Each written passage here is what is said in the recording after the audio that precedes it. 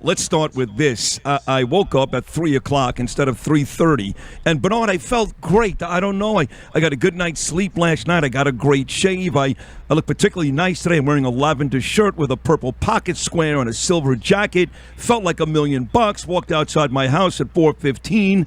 There was Freddie, Ricky, in his car waiting for me. And it was all good to go. And we're on the road to work, as we always are. And usually, Bernard, on most mornings, if he picks me up at 4:15 and I'm ready, we get from my house to the studios here on 3rd Avenue in about 35 minutes. That's it. Pretty good. Yeah. Pretty damn good. So we're motoring. We're doing great. It's like 4:30. We're already on the Gowanus Expressway because he takes the Brooklyn Bridge. And I notice that on the Gowanus, he goes from about 75 miles per hour. Now it's like 20. Now it's like 10. So I'm on my phone. I'm not paying attention. I'm reading the New York Post. I look up, and the next thing I know, he's putting his hazards on, pulling over to the left on a very busy and treacherous Gowanus. And, Bernard, the car dies right before 38th Street on the Gowanus, right in the middle of the road. Oh, my good Lord. On a Monday morning, the last thing you need before your day even starts, it's already a disaster. Already a disaster. Let me tell you something. Not a lot scares me, as you know, Bernard. But when you're pulled over to the shoulder, or the HOV lane, I should say, on the Gowanus, first of all, you'd be surprised at 4:30 in the morning how busy it is. It's very busy. Traffic heading to the Brooklyn Bridge, traffic heading to the Brooklyn Battery Tunnel, whatever they call it now, the UCarry Tunnel. And these cars, they're in that HOV. They pull right behind you like 80 miles per hour, and they have to swerve every time to move out of my lane to the right lane to get by it. So I'm saying to myself, there's a really good chance. I'm not being overly dramatic. There's a really good chance we're going to get hit from behind. We're going to die. We're going to die. No, you are absolutely right. You're 1,000% on the money. And you just picture this. A lot of those commuters are coming in from, Pennsylvania, New Jersey, and even Staten Island, and they're just crazed. They've already been through a whole hell of a lot fighting with other cars. They're pissed off, and they're just dying to get into work to beat the traffic. And they're flying down the highway, and you may be collateral damage. I mean, that's a legitimate, valid concern. I've witnessed it. I've seen it. I've almost been the victim of it, so I know exactly what you're talking about. Scared to death. So at one point, because I keep kind of shutting my eyes and clenching my teeth every time I hear a car come by. So I just get out of the car, and I'm standing outside the car with Freddie. I say, "Hey, Freddie, I'm sorry. I feel badly for you, but I don't care all that much. Is there another car coming? You got to get me to work. It's 4:45 in the morning. I've got an hour and 15 minutes." He says, "Let me call the dispatch." So he calls the dispatch. There's only one other car out on the road this morning because nobody wants to work anymore. Eric Adams is such a buffoon. I can't stand that guy. Talks a big game about the city. I have to tell you, Bernie, whether it's a dishwasher, a waiter, or car service guy, no one in America wants to work anymore. There's no incentive to work. You can stay home and smoke pot and eat Captain Crunch, watch morning television, and get paid more not to go to work. So there's one other car on the road this morning, and that bastard is by Newark Airport. So now I'm saying to Freddie, buddy, I'm in the middle of the Gowanus. How am I getting to work? How am I getting to work? He's like, let me make some more calls. So now I'm sweating. It's hot. I'm dressed up. And still, it's only 4:45 in the morning. Eric Salas is actually playing the video right now on WABCRadio.tv. You can see this on my Instagram account, rosenberg.sydney, or after the show. I videotaped the whole experience, and you can see these cars flying by like 100 miles per hour. And Bernie, he doesn't have a car for me to get to work. Plus, in addition to all that, as you point out, your life is in danger. I mean, on top of all that, the pressure of getting to work, your life is legitimately in danger by these freaking animals flying by. And then you got the trucks too, buddy. Right, on the Gowanus. That's right. when you meet the trucks. The belt meets there, and the trucks are flying. Wow. And big ones too. They're taking up all the room, and there's no place to stand. I don't know where you stood. I stood up against the railing. And listen, I bought cocaine in the worst neighborhoods in New York. I mean, Pitkin and Pine at its worst day at 6 o'clock in the morning. I wasn't nearly as afraid as I was this morning. So I'm out there. Now I got no way to get to work. Every car that comes by is literally 2 feet from killing me and Freddie. And I see a tow truck starting to back up. And I say to Freddie, did you or your boss call a tow truck? He goes, no. So as it turns out, some tow truck was driving by because there's an accident, and Joe Nolan will tell you about this, on the Manhattan side of the Brooklyn Bridge. He was going to that accident. He saw the two of us on the side of the road. He got nervous for us, and he actually towed the car. He actually got nervous. Oh, my God. And did he let you in the tow truck? Yes. He puts us in the tow truck, and he goes, listen, I'm heading towards the Brooklyn Bridge. I don't know where you're going. And Freddie's like, oh, this is Sid. Burning in Sid is going to be on the air at 6 o'clock, blah, blah, blah. And he didn't know who I was, but it was fine. He was a very nice guy. And he said, well, I'm heading towards the Brooklyn Bridge. If that's going to help you, I'll take you. So now...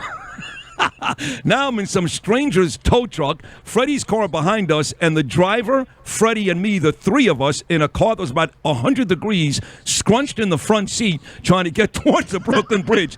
Now, again, this is all before 5 o'clock in the morning, Bernard. All before 5 a.m. But at this point, you're out of physical danger, and you're inching towards your destination, so we're making progress. We're making progress. That's the good news. He decides he's going to the Brooklyn Bridge. He's such a nice guy. I actually gave him a 20.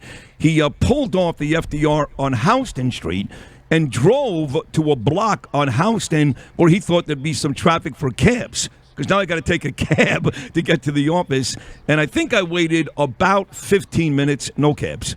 Here I am on Houston Street.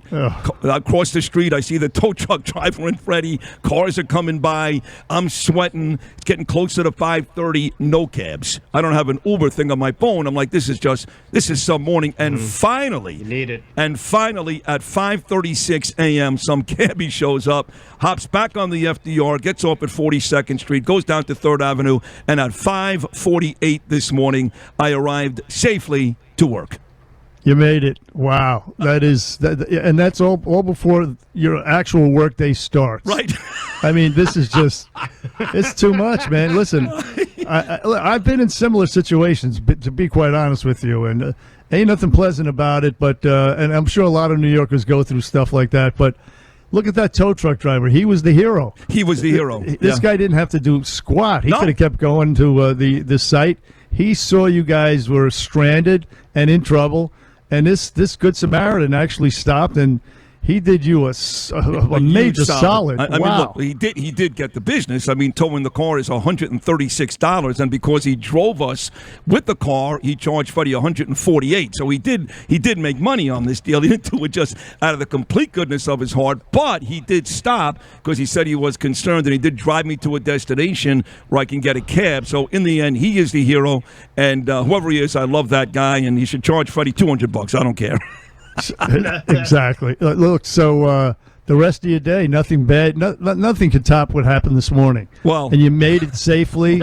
So listen, I got to take the subway to the ferry later. There's always the possibility that someone's going to shoot me in the face. There's always that, but look, you got to look at it, my way. You got to look at it my way.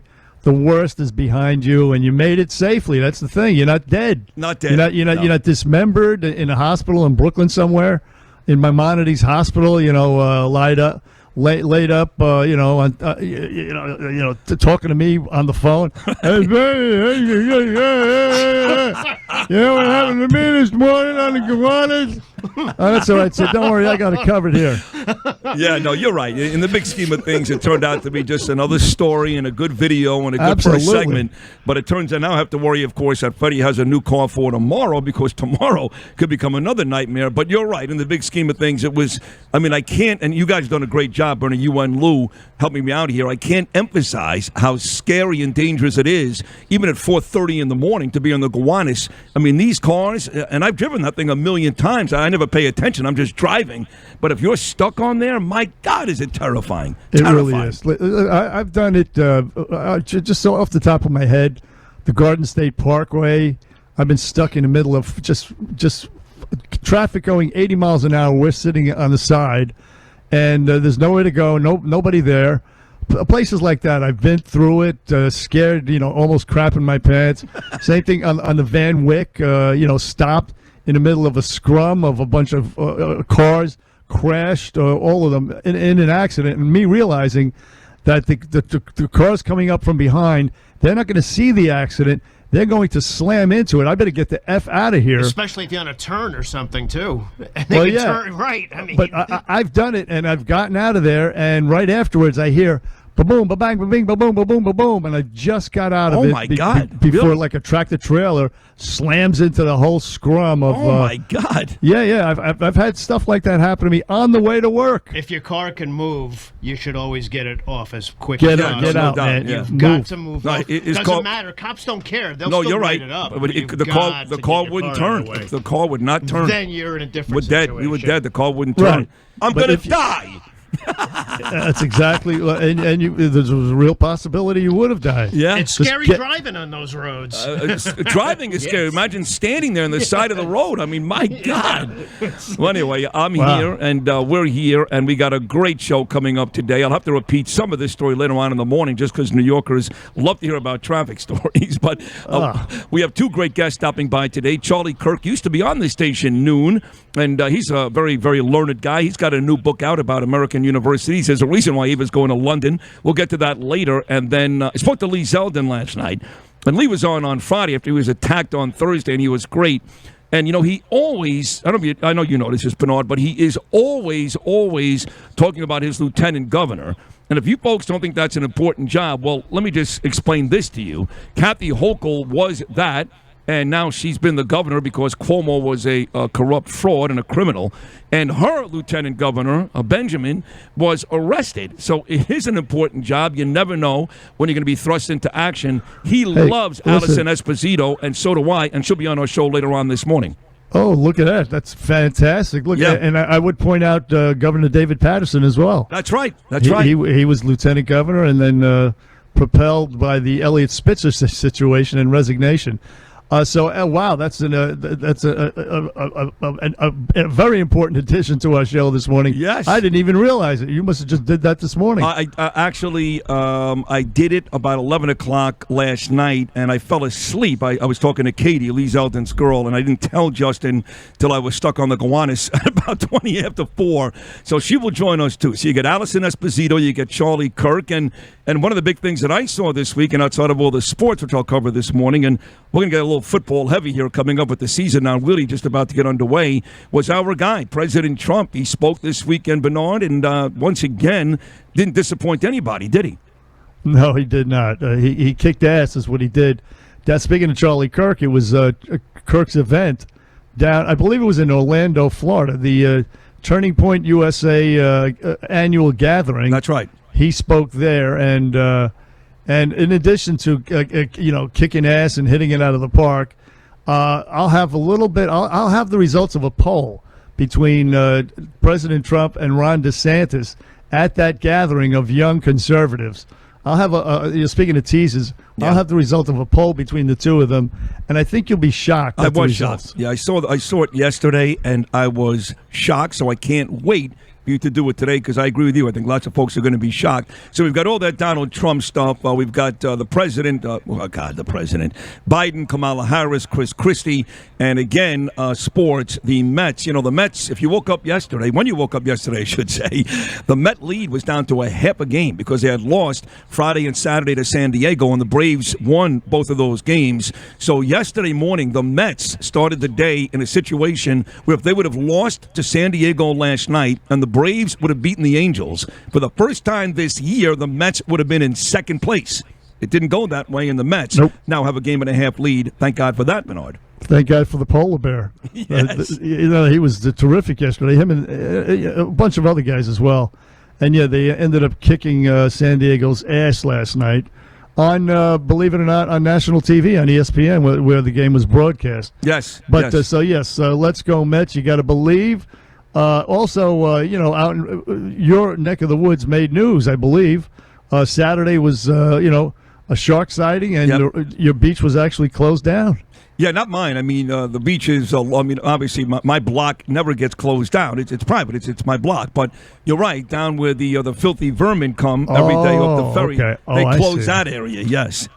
You know what I always find interesting? I read accounts of it, and they say the beach was closed, but the boardwalk remained open. I'm like, oh, well, yeah, duh. The sharks don't walk up to the freaking boardwalk. and start eating people, at the hot dog stand. That's funny. Of course the boardwalk is open, you idiots. But they do that. I tell you, I don't know if you saw this and I meant to mention this on Friday, but I forgot. I was in the car on the way to the gym down by Lewis's house on Thursday, and I see a blimp. And what does the blimp say? Shark Week. This is now Shark Week on television. And by the way, The Rock is the guy hosting Shark Week. But why would you ever in a million years, when they're closing beaches by the 2nd in Rockaway and Long Island, fly a blimp that says Shark Week over those areas? I would say that's the perfect time to fly a blimp entitled Shark Week. You're right. Yeah, this is that time of year, Shark Week, of course. But particularly more relevant to people like us here on the Long Island shore, where Shark Week, it's been Shark Year, Shark Summer, for God's sakes. Been crazy. Really has. Thank God no one's gotten eaten. It hasn't been Jaws, where, that shark was, cutting people in half and devouring swimmers. So no one's died yet. No one's even come close to dying, thank God. But a lot of folks are getting bit, so be careful. Great whites washing up and, tiger sharks. And by the way, again, let's keep this this villain, front and center. Todd Kaminsky caused it all. State Senator Todd Kaminsky, the father of the no-cash bail law, with his conservation bill. Yes, I know his intentions were noble, but the bottom line is he done effed up. He done effed up, man. Everybody's getting bit because of Todd Kaminsky and his stupid law that Governor Cuomo signed. And that's why we have all these sharks coming in for the bait fish. That's true. Bernie told us that story on Friday. 1,000% true. 1-800-848-WABC. 1-800-848-9222.